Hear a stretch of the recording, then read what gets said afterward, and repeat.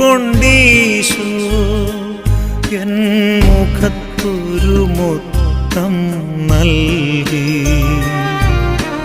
മുള്ളുകളെൻ മുഖത്തെങ്ങും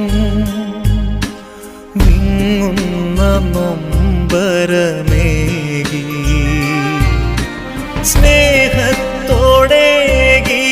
മുത്തം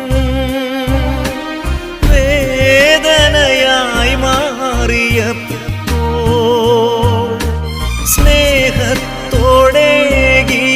മുത്തം വേദനയായി മാറിയപ്പോൾ, ആ വേദനയ്ക്കൊരു പേരു നൽകി ഞാൻ. അതിൻ പേരല്ലോ സഹനം.